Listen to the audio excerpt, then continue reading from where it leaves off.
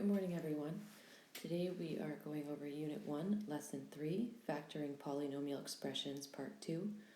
So in the previous lesson, we looked at all different ways of factoring. We looked at common factoring, factoring by grouping, simple trinomial factoring, and complex trinomial factoring. So there's one more method that we're going to go over today, just a short note, and it's the difference of squares factoring, which is probably the easiest of the factoring.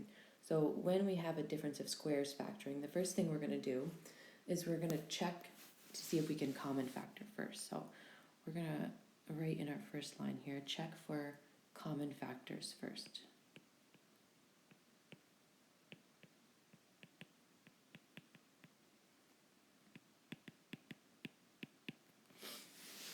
Okay, if we have a common factor, we're going to divide everything by that common factor, just like we did when we were common factoring in the previous note. And then we're going to look for an expression where the polynomial is going to have two terms, and both of those terms are going to be perfect squares, which means you can take the square root of both of them. And then those two terms are going to be separated by a minus sign. So polynomials of this kind have two terms, both of which are perfect squares. Perfect squares just means that we can take the square root of them. So if we were to list some perfect squares, we could say 1 times 1 is 1, right? 2 times 2 is 4, so 4 is a perfect square. 3 times 3 is 9, so that's a perfect square. And if you think about that, so then 4 times 4 is 16, 25 would be the next one, 36, 49, right? You could go back and always fill these in.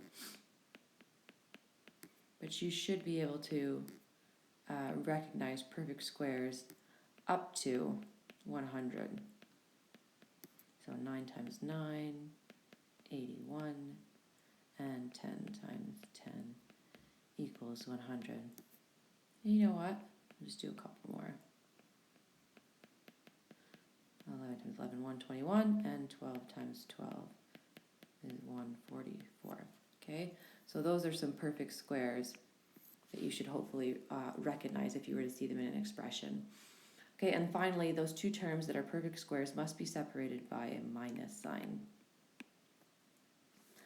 And then when we go to factor an expression of this form, it's going to look like this when we factor it. Okay, it's going to start as a squared minus b squared, which just is showing that both of these are perfect squares. Because